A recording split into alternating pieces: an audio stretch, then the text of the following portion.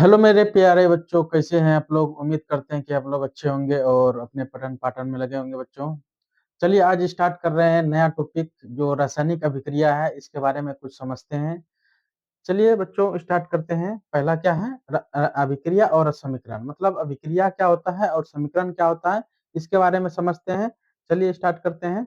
पहला है कमरे गर्मियों में कमरे के ताप पर दूध खट्टा हो जाता है। ठीक है। लोहे के तवे या कील को आर्द्र वायुमंडल में खुला छोड़ना, यह सब बच्चों रासायनिक अभिक्रिया है। रासायनिक अभिक्रिया क्या होता है समझते, ये एग्जाम्पल है। एग्जाम्पल क्या है, गर्मियों में कमरे के ताप पर दूध खट्टा होना, मतलब जो दूध अगर खट्टा हो जाता है गर्मियों में, तो ये कौन सा अभिक्रिया है, भौतिक अभिक्रिया तो है नहीं।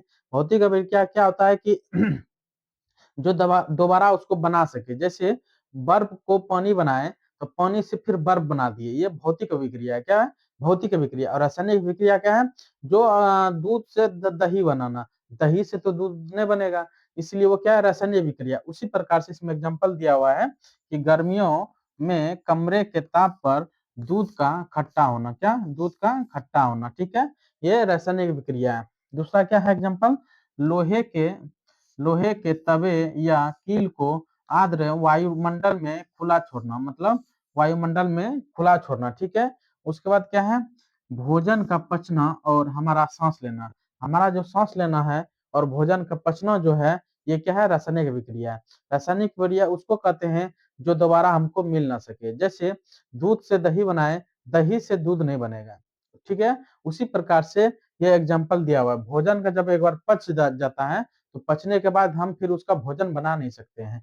और उसके बाद हमारा सांस लेना, जब हम लोग सांस ऑक्सीजन लेते हैं, दोबारा फिर उसी को ऑक्सीजन नहीं बना पाते हैं। क्यों, फिर वो क्या हो जाता है, कार्बन डाइऑक्साइड में बदल जाता है। ठीक है। उसी प्रकार से इन सभी परिस्थितियों में प्रारंभिक वस्तु की प्राकृतिक बदल जाती है। क्या होता है, प्रारंभिक वस्तु की प्रकृति क्या होता है, बदल जाती है। यही रासायनिक अभिक्रिया क्या है, यही रासायनिक अभिक्रिया है। ठीक है। चलिए उसके बाद क्या है, उसके बाद है रासायनिक अभिक्रिया के चार दृश्य दिया हुआ है। पहला क्या, अवस्था, क्या समझते हैं, अवस्था में परिवर्तन होता है। रासायनिक अभिक्रिया में चार तरह के अवस्था बदलता है। क्या होता है, पहले क्या होता है, अवस्था में परिवर्तन होता है। उसका क्या होता है, उसका अवस्था में परिवर्तन हो जाता है। दूसरा होता है रंग में परिवर्तन, उसका क्या हो जाता है, रंग में परिवर्तन हो जाता है। क्या हो जाता है, रंग में परिवर्तन होता है। उसके बाद क्या होता है, गैस का निकास होता है। क्या होता है, गैस का निकास और उत्सर्जन होता है, मतलब बाहर निकलता है। गैस का निकास होता है या तो उससे क्या होता है, बाहर निकलता है। ठीक है। उसके बाद है तापमान में परिवर्तन। क्या होता है, तापमान में क्या होता है, परिवर्तन हो जाता है। पहले तापमान और कुछ रहता है, उसके बाद और कुछ हो जाता है। यह है रासायनिक अभिक्रिया का चार दृश्य प्रमाण है। क्या, चार दृश्य प्रमाण है, रिएक्शन डिसबोर्ड। ठीक है। उसके बाद क्या है, उसके बाद समझते हैं मैग्नीशियम रिबन का वायु ऑक्सीजन के दहन करने पर या मैग्नीशियम ऑक्साइड में परिवर्तन हो जाता है। फिर से समझते हैं, मैग्नीशियम रबर का वायु जो है ऑक्सीजन में दहन करने पर या मैग्नीशियम ऑक्साइड में परिवर्तन हो जाता है। उसी प्रकार से मैग्नीशियम जब ऑक्सीजन के साथ अभिक्रिया करता है तो क्या बनाता है, मैग्नीशियम ऑक्साइड बनाता है। उत्पाद क्या बनता है, मैग्नीशियम ऑक्साइड। फिर से समझते हैं, जब अभिकारक करते हैं, मैग्नीशियम जो है, मैग्नीशियम जिसका संकेत होता है Mg, क्या होता है बच्चों, Mg इसका संकेत होता है, याद रखना है। ठीक है। और ऑक्सीजन के साथ क्या करता है, अभिक्रिया करता है। ये अभिकारक इधर, ये साइड को अभिकारक बोलते हैं, इधर उत्पाद बोलते हैं। अभिकारक इधर हुआ, इधर उत्पाद हो गया। मतलब अभिकारक किसके साथ किया, मैग्नीशियम और ऑक्सीजन, मैग्नीशियम और ऑक्सीजन के साथ अगर अभिक्रिया करेगा तो क्या बनाएगा, मैग्नीशियम ऑक्साइड बनेगा। MgO बना देगा। क्या बना जाएगा बच्चों, MgO बना देगा। ठीक है। ये ऑक्साइड बना देगा, इसका उत्पाद हो गया, MgO बन जाएगा। क्या हो जाएगा बच्चों, MgO। यहाँ बनाया हुआ है, मैग्नीशियम जब ऑक्सीजन के साथ अभिक्रिया करेगा तो क्या बनाएगा, MgO बन जाएगा। ठीक है। यह एक कंकाली समीकरण है। क्या है, यह एक कंकाली समीकरण है, याद रखना, यह एक क्या है, कंकालिक समीकरण है। और दोनों ओर परमाणुओं की संख्या समान नहीं है। मतलब बच्चों ये परमाणु संख्या दोनों साइड समान नहीं है। परमाणु संख्या जब हम लोग समान कर देंगे तो वह संतुलित समीकरण हो जाएगा। क्या हो जाएगा, संतुलित समीकरण हो जाएगा। वो आगे हम बताएंगे संतुलित समीकरण क्या होता है।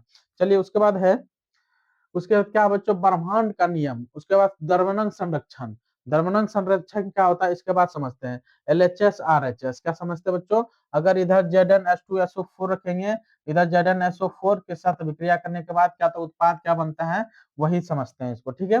पहला क्या है, किसी भी रासायनिक अभिक्रिया में किसी भी रासायनिक अभिक्रिया में द्रव्यमान का ना तो निर्माण होता है ना ही विनाश, ये याद रखना। ये लाइन बहुत इंपॉर्टेंट है, फिर से रिपीट कर देते हैं। क्या है? किसी भी रासायनिक अभिक्रिया में द्रव्यमान का ना तो निर्माण होता है ना ही विनाश होता है। क्या होता है? ना ही निर्माण होता है और ना ही विनाश होता है, याद रखना। क्या होता है? ना ही निर्माण होता है ना ही विनाश होता है। रासायनिक अभिक्रिया के द्रव्यमान का, रासायनिक अभिक्रिया होने के बाद उसका द्रव्यमान का ना निर्माण होता है ना विनाश होता है। ठीक है, ये लाइन याद रखना है। उसके बाद क्या? अभिकारक इधर है, ये साइड क्या है? ये साइड क्या? अभिकारक है। ये क्या है? उत्पाद है। क्या है? उत्पाद है। ठीक है, इसके बारे में समझते हैं। जैसे जेडन, जेडन लेते हैं। जेडन में, जेडन तत्वलीय अभिकारकों में एलएचएस में कितना है? एक है, देख लो। संतुलित करने ये बता रहा है, एक मिनट। देखो जेड एन जो है, जेड एन इधर के साइड कितना है? ये साइड है, ये मान लो बीच है। ठीक है, बीच के इधर जेड एन कितना है? इधर जेड एन कितना है? एक है। तो अभिकारक कितना हो गया? जेड एन में एक हो गया। कोई दिक्कत? कोई दिक्कत नहीं। और उसके बाद क्या? उत्पादों में आरएचएस में जेड एन कहाँ है? जेड एन कितना है? एक है, तो एक लिख दिया। कोई दिक्कत? फिर से समझना है। इधर तत्व दिया है, ये अभिकारक दिया है, इधर उत्पाद दिया है। तो अभिकारक एक साइड लिखेंगे, उत्पाद एक साइड लिखेंगे। मतलब एलएचएस इधर हो गया, आरएचएस इधर हो गया। जितना ये साइड इधर हो गया एलएचएस, ये साइड इधर हो गया आरएचएस। समझना है। जेड एन इधर कितना है? देख लो बच्चों, जेड एन कितना? एक है। जेड एन यहाँ पर कितना? एक है। तो दोनों में एक एक दे दिए। कोई दिक्कत? उसके बाद आते हैं बच्चों हाइड्रोजन। क्या आते हैं? हाइड्रोजन। हाइड्रोजन बच्चों इधर कितना है वो समझते हैं। इधर हाइड्रोजन कितना बच्चों? दो है। क्या है? हाइड्रोजन दो है। और इधर हाइड्रोजन कितना है बच्चों? दो है। ये भी संतुलित है। क्या है?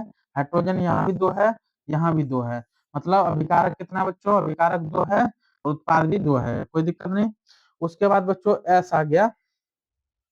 एस हो गया। सल्फर दो कितना बच्चों? इधर कितना? एक है। और इधर सल्फर कितना? एक है। ये भी एक हो गया यहाँ, इधर भी एक हो गया। कोई दिक्कत? उसके बाद का ऑक्सीजन कितना है? इधर चार हो जाएगा। यहाँ पर कितना ऑक्सीजन है बच्चों? यहाँ पर कितना ऑक्सीजन है? चार है। यहाँ कितना हो जाएगा? चार हो जाएगा। यहाँ पर चार हो जाएगा। उत्पादन कितना? उत्पाद कितना है? उत्पाद इधर ऑक्सीजन कहाँ? देखो ऑक्सीजन कितना है? चार है। यहाँ भी चार हो जाएगा। कोई दिक्कत? चलिए उसके बाद है, इस समीकरण में दोनों ओर तीर का निशान परमाणु संख्या समान होता है। परमाणु, ये तीर का समान जो है, इसका क्या करता है? परमाणु संख्या समान करने के लिए। ठीक है, और यह एक संतुलित समीकरण है। मतलब ये संतुलित समीकरण है। अगर ये संतुलित नहीं रहता तब हम लोग अपने मन से संतुलित करते। क्या करते बच्चों? अपने मन से संतुलित करते। जैसे, जैसे देख लो, जैसे होता है हाइड्रोजन, मतलब हाइड्रोजन और ऑक्सीजन मिलके क्या बनता है? जल बनता है। जब इसको हम तोड़ेंगे, जब इसको तोड़ेंगे तो क्या होता है? H+O2 होता है ना। तो यहाँ पर देखिए इसको संतुलित कैसे करेंगे? यहाँ कितना है? दो है इधर ये साइड। यहाँ ऑक्सीजन कितना? एक है। तो यहाँ दो है तो यहाँ दो पुराएंगे इसको। दो पुराएंगे तो ये दो हो गया, और यहाँ दो, मतलब यहाँ दो हो गया। ऑक्सीजन, ऑक्सीजन तो पुर गया। लेकिन हाइड्रोजन में, यहाँ देखो बच्चों, हाइड्रोजन में क्या होता है? हाइड्रोजन में क्या होता है? हाइड्रोजन यहाँ पर एक है, यहाँ पर कितना हो गया? चार हो गया। कितना हो गया बच्चों? चार हो गया। तो यहाँ पर हम क्या देते हैं कि चार दे देंगे हाइड्रोजन, तो ये संतुलित हो जाएगा। इसी प्रकार से मतलब हम लोग को बराबर करना पड़ता है। अगर दोनों साइड जो तत्व है, दोनों साइड अगर बराबर हो गया तो समझना है कि संतुलित है। क्या है? संतुलित है। अगर संतुलित के बारे में नहीं समझते हैं तो हम इसके लिए अलग से वीडियो लाएंगे, जो आप लोग देख लीजिएगा, संतुलित करने सीख जाइएगा। ठीक है, चलिए इसमें संतुलित करने समझाएंगे तो ये लंबा वीडियो हो जाएगा। हम नहीं चाहते हैं कि आप लोग लंबा वीडियो में विद्यार्थी सब बोर हो जाते हैं, इसलिए हम शॉर्ट में थोड़ा सा बता रहे हैं। ठीक है, उसके बाद है संतुलित की कला। क्या होता है? संतुलित कैसे होता है वो समझाते हैं। इसमें थोड़ा सा दिया हुआ है, थोड़ा सा समझ लो। ये असंतुलित ढांचा, मतलब ये क्या है? ये असंतुलित है। क्या है? ये असंतुलित है। इसमें संतुलित नहीं किया हुआ है। ठीक है, इसको समझते हैं। असंतुलित है, जैसे Fe कितना है? एक है। Fe यहाँ तीन है। यहाँ हाइड्रोजन कितना है? दो है। यहाँ हाइड्रोजन दो है। हाइड्रोजन ठीक है। ऑक्सीजन यहाँ कितना है? यहाँ एक है, लेकिन यहाँ चार है। बच्चों ये संतुलित नहीं है, मतलब वो संतुलित है। अब यहाँ क्या क्या बच्चों? संतुलित क्या है इसको समझो। यह गुणक द्रव्यमान संरक्षण जोड़ के गुणक क्या है? संतुलित क्या है? संतुलित को Fe तीन इधर दे दिया, और Fe कितना इधर है? कितना है? Fe तीन हो गया। ठीक है, यहाँ पर हाइड्रोजन कितना है? चार दूनी आठ। मतलब नीचे वाला बच्चों हमेशा गुना होता है, ये दोनों समझना। अगर नीचे किसी संख्या के नीचे रहेगा वर्ड, तो उसमें क्या करना है? ये साइड में गुना होता है। क्या होता है? गुना होता है। तो चार दूने आठ, मतलब हाइड्रोजन आठ हो गया। या चार दूनी आठ, मतलब हाइड्रोजन भी मिल गया। कोई दिक्कत? अब ऑक्सीजन देखो, ऑक्सीजन के नीचे कुछ नहीं है तो क्या एक है, एक गुना 4 करेंगे क्या क्या हुआ, 4 हो जाएगा। तो ऑक्सीजन कितना हो गया, ऑक्सीजन 4 हो जाएगा, तो ऑक्सीजन 4 हो जाएगा। कोई दिक्कत? ये संतुलित हो गया। ये असंतुलित था, ये संतुलित हो गया। असंतुलित था, ये संतुलित हो गया। ठीक है, तो संतुलित ये किया है अपने मन से, ठीक है ना। तो संतुलित कैसे करना है, ये साइड इधर का एलएचएस और आरएचएस क्या करना है, बराबर करना है। उसी को क्या बोलते हैं, संतुलित। इधर का एलएचएस साइड और आरएचएस साइड क्या करना है, ये दोनों को बराबर करेंगे तो संतुलित हो जाएगा। ठीक है, उसके बाद क्या है, भौतिक अवस्था का संकेत। क्या पढ़ेंगे बच्चों, भौतिक अवस्था का संकेत पढ़ते हैं। जैसे एफ ही क्या है बच्चों, एफ ही क्या है, सॉलिड है। क्या है, एफ ही सॉलिड है, जिसको लोहा बोलते हैं बच्चों हम लोग। लोहा क्या है, ठोस होता है। क्या होता है बच्चों, लोहा क्या होता है, ठोस होता है। उसी प्रकार से H2O, H2O जो ओ क्या है बच्चों, ओ क्या होता है, ये जी मतलब गैस होता है। क्या हो जाता है, गैस मतलब हाइड्रोजन, ये पानी है, द्रव भी कर सकते हैं, लेकिन ऑक्सीजन मिलने के बाद क्या होता है, गैस हो जाता है। ये क्या बच्चों, सॉलिड हो गया, ये सॉलिड हो गया, और ये क्या हो गया, हाइड्रोजन गैस हो गया। ठीक है, तो जलीय विलयन हो जाता है। ठीक है, एक एक क्यू रहेगा तो जलीय विलयन कहलाएगा। यह संकेत दिया हुआ है, जैसे पूंजी एस का मतलब होता है ठोस, एस का मतलब ठोस, आई रहेगा तो द्रव हो जाएगा, और जी रहेगा तो क्या हो जाएगा, गैस हो जाएगा। एक क्यू रहेगा तो क्या होगा, जलीय विलयन हो जाएगा। क्या जाएगा, जलीय विलयन हो जाएगा। उम्मीद करते हैं ये समझ में आया होगा। इसके बाद वाला टॉपिक देखते हैं क्या है।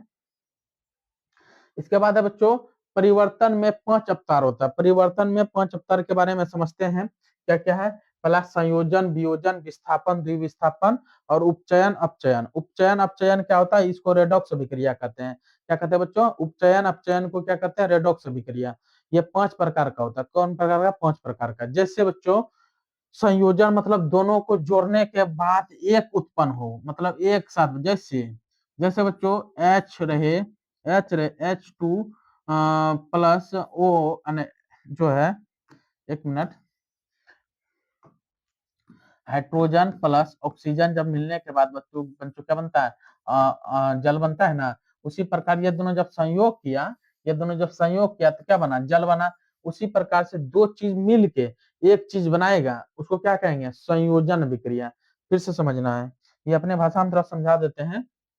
क्या है, दो चीज मिलके, जैसे एक ये तत्व है, एक ये तत्व है, ये तत्व दोनों मिलके दोनों एक साथ जोड़ देंगे तो क्या हो जाएगा, संयोजन। दो चीज मिलके एक बनाएगा तो संयोजन, दो चीज मिलके एक बनाएगा तो संयोजन। मतलब एक तत्व अलग है, एक तत्व अलग है, दोनों मिला के एक साथ लिखेंगे तो क्या बोलेंगे उसको, संयोजन अभिक्रिया। फिर से समझना, ये तत्व अलग है, ये तत्व अलग है। जैसे कुछ भी ले लेंगे, लोहा ले लेंगे, कुछ भी तत्व, अलग अलग तत्व, दो तत्व है, वो दोनों को मिला के हम एक चीज बनाएंगे, वो क्या हो जाएगा, संयोजन। दो चीज मिला के एक चीज बनाएंगे, संयोजन। दो चीज मिला के एक चीज बनाएंगे, संयोजन अभिक्रिया। ठीक है, उसके बाद वियोजन क्या होता है, वियोजन अभिक्रिया उसको कहते हैं एक चीज से दो चीज में बांटेंगे। मतलब इधर एक चीज है, इसमें दो चीज बांटेंगे। जैसे इधर जल है तो जल को हाइड्रोजन और ऑक्सीजन में बदल देंगे तो क्या हो जाएगा, वियोजन। फिर से समझना, संयोजन में दो चीज को जोड़ के एक चीज बनाना, संयोजन में दो चीज जोड़ के एक चीज बनाना, और वियोजन में एक चीज में दो चीज बनाना। समझना है, यहीं पर कंफ्यूज होता है बच्चा। संयोजन दो चीज जोड़ के एक चीज बनाना, उसको संयोजन अभिक्रिया कहते हैं।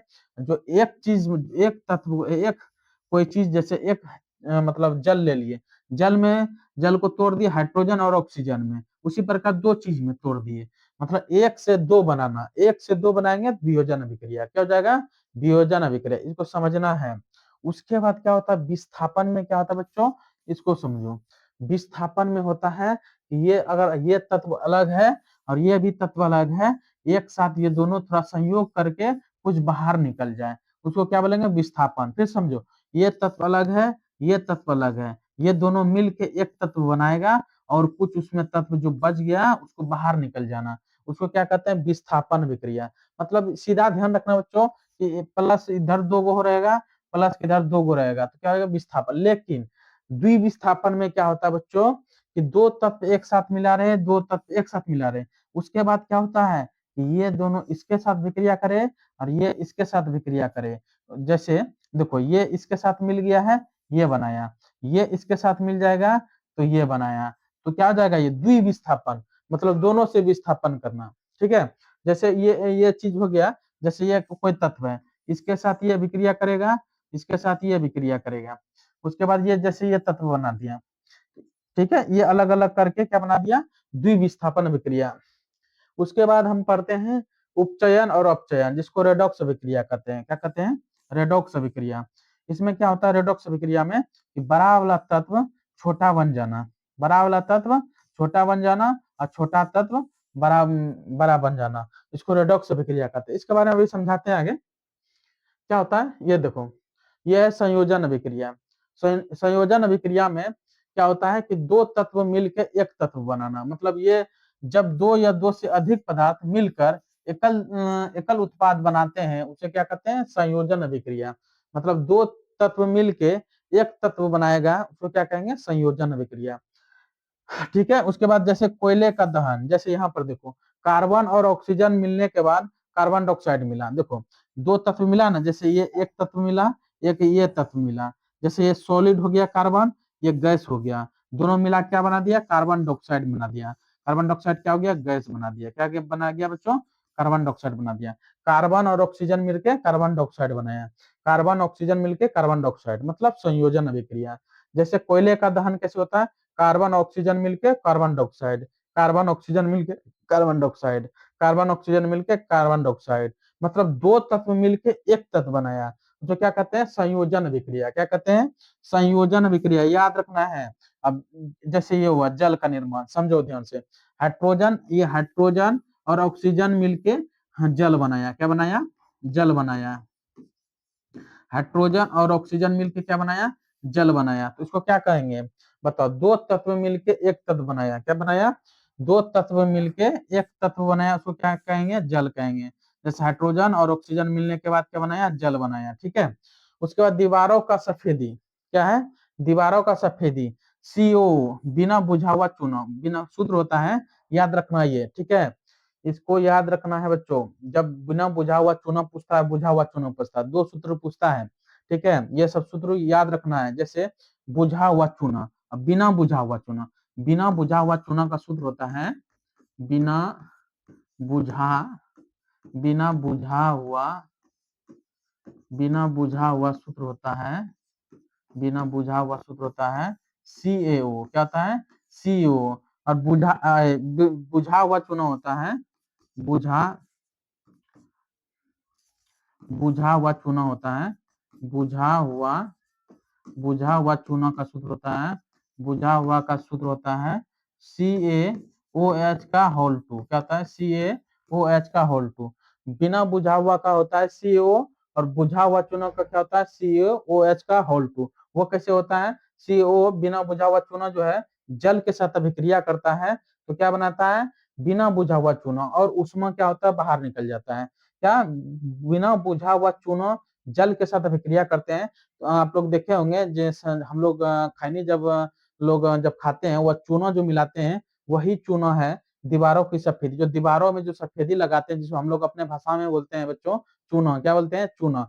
चूना कैसे बनता है, कार्बन CaO मिलाते हैं, जैसे कैल्शियम और ऑक्सीजन मिलाने के बाद बिना बुझा हुआ चूना बनता है, जिसका सूत्र होता है CO। और जब उसमें जल डालते हैं, तो देखे होंगे, जब चूना में जब जल डालते हैं, उसमें बुलबुला होता है, थोड़ा सा उष्मा निकलता है, आप लोग देखे होंगे ये चीज, तो बनता है बुझा हुआ चूना, मतलब CaOH का होल 2 बनता है, और उष्मा होता है। क्या होता है, उष्मा निकल जाता है बाहर, क्या हो जाता है, उष्मा। तो समझते हैं, इसके बारे में थोड़ा सा समझ लेते हैं, क्या है ये,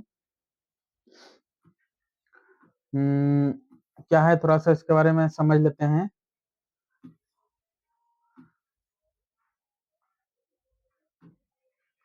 देखिए क्या होता है, जब हम लोग सफेदी जो घर में चूना लेते हैं, घर का चूना, जो घर का चूना जो लेते हैं हम लोग, दीवारों में जो सफेदी चढ़ाते हैं, जो दीवार में सफेदी चढ़ाते हैं, जिसको चूना बोलते हैं। चूना का सूत्र होता है, पहले लेते हैं बिना बुझा हुआ चूना। क्या लाते हैं हम लोग, बिना बिना बुझा हुआ चूना हम लोग मार्केट से लाते हैं। बिना बुझा हुआ, बिना बुझा हुआ चूना, बिना बुझा हुआ चूना हम लोग क्या लाते हैं, मार्केट से लाते हैं। क्या लाते हैं, मार्केट से। इसका सूत्र होता है CaO होता है। क्या होता है, समझना है, CaO होता है। उसके बाद हम इसमें जल के साथ अभिक्रिया करते हैं, मतलब इसमें जल डालते हैं। जल का सूत्र क्या होता है, H2O। क्या होता है, H2O। जब इसमें बुझा हुआ, बिना बुझा हुआ चूना में जैसे हम जल डालेंगे, जैसे हम जल डालेंगे, तो ये अभिक्रिया करके बनाता है, अभिक्रिया करके बनाता है बुझा हुआ चूना। ये था बिना बुझा हुआ, तो बनाएगा क्या, बुझा हुआ चूना बनाएगा। क्या बनाएगा, बुझा हुआ चूना बनाएगा, बुझा हुआ चूना। ठीक है, इसका सूत्र होता है CaOH का होल 2 होता है। क्या होता है, CaOH का होल 2, मतलब इसके साथ अभिक्रिया करने के बाद CaOH का होल 2 बनाता है। और बच्चों उसमें देखे होंगे कि उष्मा भी निकलता है, देखे होंगे कि उबलता भी है, गर्म भी होता है। वह उष्मा जो निकलता है वो बाहर निकल जाता है, उष्मा जो निकलता है वो बाहर निकल जाता है। इसको समझना है, ठीक है, इसको समझना है, ठीक ना। जो समझ में नहीं आए तो आप लोग कमेंट कीजिएगा, ठीक है। चलिए उसके बाद क्या है, उसके बाद है, ये तो पढ़ लिए बच्चों, ये पढ़ लिए ये स्लाइड। उसके बाद है, उसके बाद क्या है, उष्मा छेपी और उष्मा शोषी क्या होता है ये समझना है। बहुत बार ये क्वेश्चन सब आता है, ये उष्मा छेपी क्या होता है, उष्मा शोषी क्या होता है, ये बहुत बार आता है हमारे सब्जेक्ट में, हमारे क्वेश्चन में। उष्मा के साथ उष्मा भी उत्पन्न होती है। जैसे बच्चों उत्पाद नहीं, उष्मा नहीं है, उत्पाद के साथ उष्मा भी उत्पन्न होती है। जैसे कोई उत्पाद कर रहे हैं, उष्मा जब बाहर निकलता है, क्या होता है, उष्मा जब बाहर निकलता है उसको छेपी बोलते हैं। कोई चीज से अगर उष्मा बाहर निकलेगा, जैसे जैसे बच्चों कि हम लोग रनिंग करके आए, हम लोग दौड़ के आए, तो हमारे शरीर से उष्मा बाहर निकलता है, मतलब थोड़ा सा हीट होता है, थोड़ा सा पसीना निकलने लगता है, थोड़ा सा उष्मा हम लोग के शरीर से बाहर निकलने लगता है, तो उसको बोलते हैं उष्मा छेपी बोलते हैं। क्या बोलते हैं बच्चों, उष्मा छेपी बोलते हैं। सीधा सीधा याद रखना है, जिससे जिससे उष्मा बाहर निकले, जिससे उष्मा बाहर निकले उसको बोलते हैं उष्मा छेपी। और जिससे उष्मा ग्रहण करे, जो उष्मा ग्रहण करे, उष्मा को ग्रहण करे, उसको क्या बोलते हैं, उष्मा शोषी। शोषी इसको बोलते हैं उष्मा का अवशोषण करना, उष्मा का अवशोषण करना उष्मा शोषी। और जो उष्मा बाहर निकाले उसको क्या बोलेंगे, उष्मा छेपी।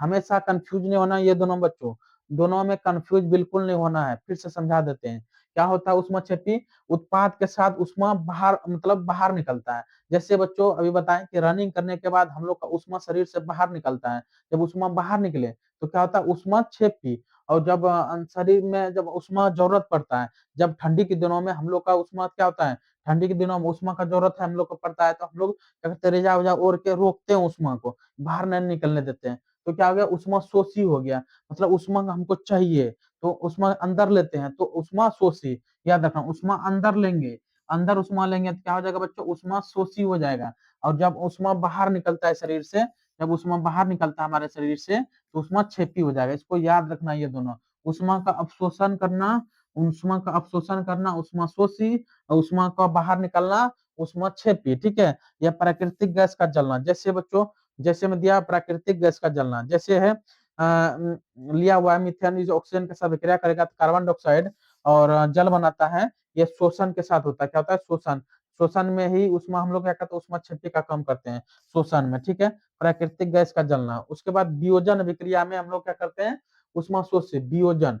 संयोजन होता था क्या, कि दो चीज जोड़ के एक चीज बनाना। वियोजन में होता था क्या, कि दो, वियोजन में क्या होता था कि एक चीज से दो चीज बनाना, एक चीज से दो चीज बनाना। ठीक है, इसको वियोजन विक्रिया। वियोजन में उष्मा अवशोषण करता है, क्या करता है बच्चों, उष्मा अवशोषण करता है। विक्रिया प्राय उष्मा शोषी होता है। क्या होता है, उष्मा शोषी होता है। ठीक ना, उष्मा का अवशोषण करना ही उष्मा शोषी कहलाता है। चलिए अगला देखते हैं। अगला क्या है कि वियोजन और अपघटन अभिक्रिया क्या होता है। वियोजन अभिक्रिया क्या होता है, अपघटन अभिक्रिया क्या होता है। अब वियोजन को ही अपघटन अभिक्रिया कहते हैं। क्या कहते हैं बच्चों, वियोजन अभिक्रिया क्या कहते हैं, अपघटन अभिक्रिया। कहीं कहीं लिखा रहता है अपघटन अभिक्रिया, कहीं कहीं लिखा रहता है वियोजन अभिक्रिया। इसमें कंफ्यूज नहीं होना, ठीक है। क्या होता है इसके बारे में समझते हैं। पहला उष्मा, उष्मा समझते, उष्मा जो है ये चूना पत्थर को गर्म करने पर सीओ और CO2 में बनता है। जैसे सीमेंट का उद्योग में उपयोग करते हैं। चूना पत्थर, चूना पत्थर का सूत्र होता है CaCO3। इसको याद रखना है, चूना पत्थर का सूत्र क्या होता है, यहाँ लिखा हुआ है CaCO3 याद रखना है। इसको क्या बोलते हैं, CaCO3 को क्या बोलते हैं, चूना पत्थर। क्या बोलते हैं बच्चों, चूना पत्थर। क्या बोलते हैं, चूना पत्थर बोलते हैं। ठीक है, एक मिनट, ठीक है।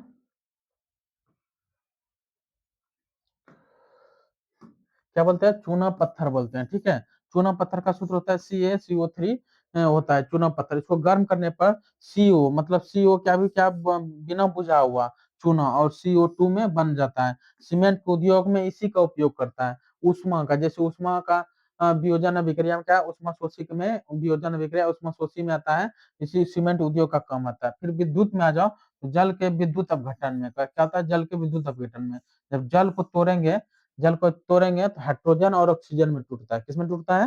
हाइड्रोजन और ऑक्सीजन में टूटता है। उसके बाद प्रकाश, सूर्य के प्रकाश में सिल्वर क्लोराइड जैसे एजीसीएल क्या होता है, एजीसीएल का ग्रे रंग में बदलना या श्याम श्वेत फोटोग्राफी में उपयोग करते हैं।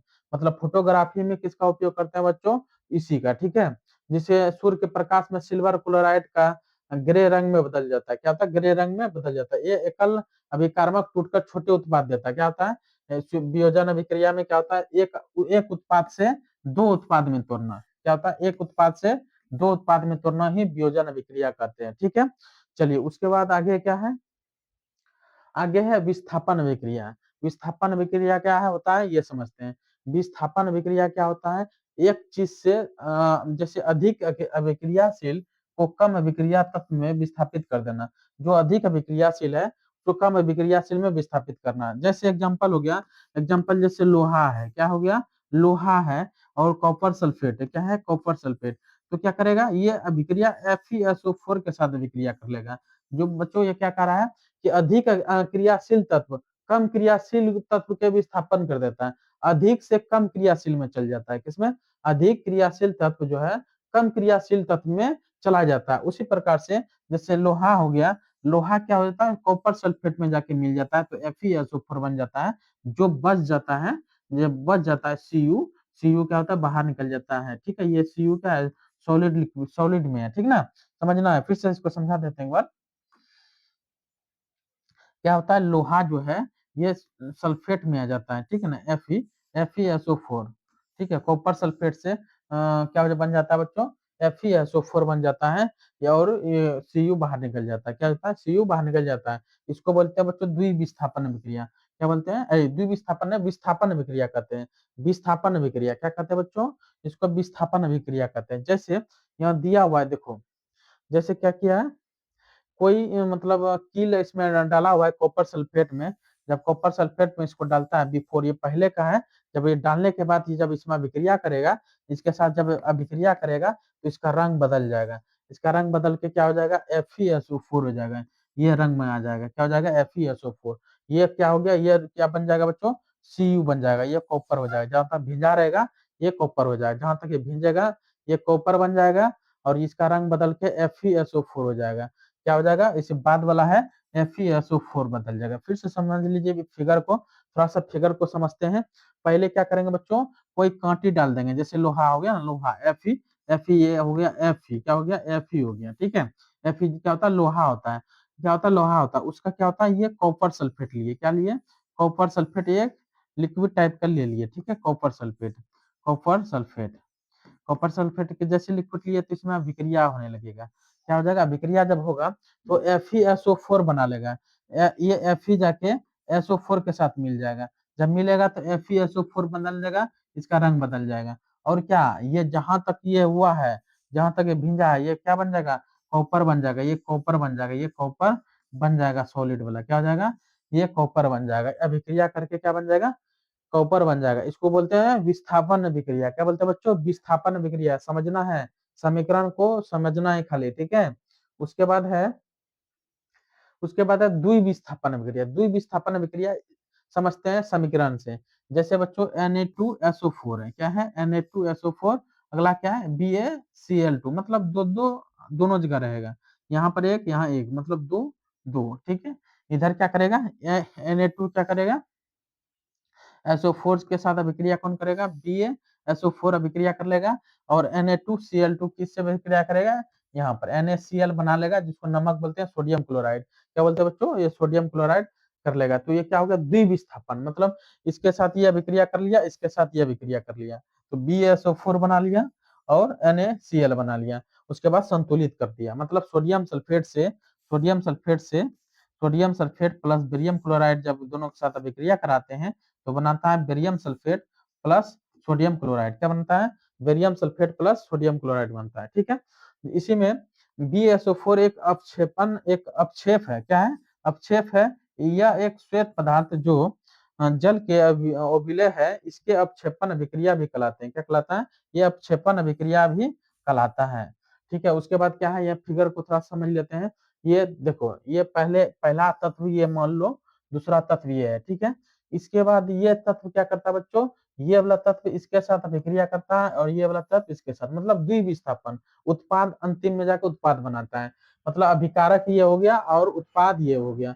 अभिकारक ये हो गया, उत्पाद ये हो गया। मतलब एक दूसरे के साथ मतलब अभिक्रिया करता है। ठीक ना, एक दूसरे के साथ अभिक्रिया करता है। फिर से समझा देते हैं। ये Na2 जो है, ये Na2 जो है, ये अभिक्रिया करेगा Ba के साथ, Na2Cl के साथ करेगा।